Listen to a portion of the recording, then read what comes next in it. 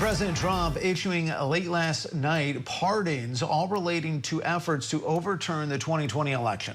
Pardons which include some of his closest confidants in the weeks following President Joe Biden's win. Scripps News national correspondent Alex Miller is live for us in New York with the latest on this. And Alex, this was a long list of names. Who exactly did the president single out?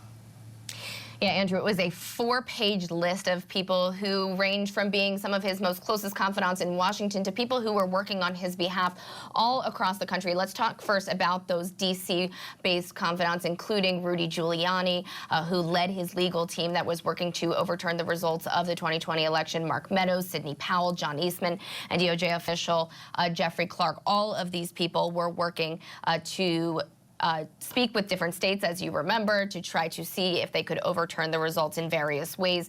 Everybody in this image right now, aside from Mark Meadows, were also named as alleged co-conspirators when Trump was charged federally.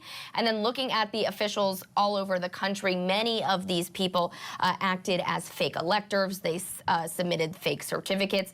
None of them, whether it's the people out of D.C. or the people across the country, none of them have ever been charged on a federal level. So this, in a sense, is a preemptive pardon in case something ever were to happen in the future. Again, this doesn't actually have an impact on any cases that they are dealing with right now. Now, in that respect, the president still put forward this proclamation. I want to read you just a little piece of it right from the top of it. He said, "This proclamation ends a grave national injustice perpetrated upon the American people following the 2020 presidential election and continues the process of national reconciliation." So obviously, Andrew, this effort put forward to try to quiet some of the discussions that were happening about whether or not these people should be charged.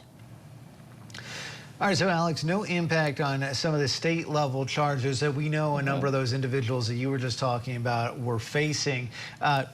We are about half a decade from the 2020 election at this point. Any indication why the president thought now was an important time to take this action?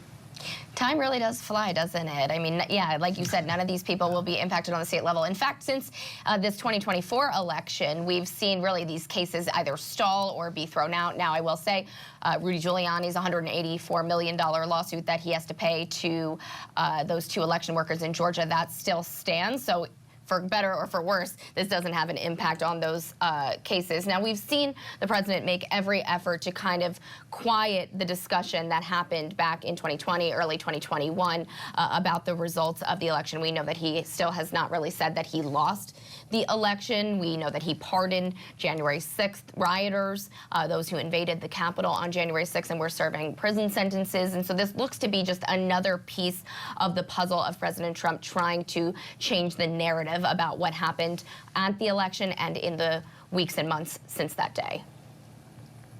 All right, Scripps News national correspondent Alex Miller for us in New York. Alex, thank you.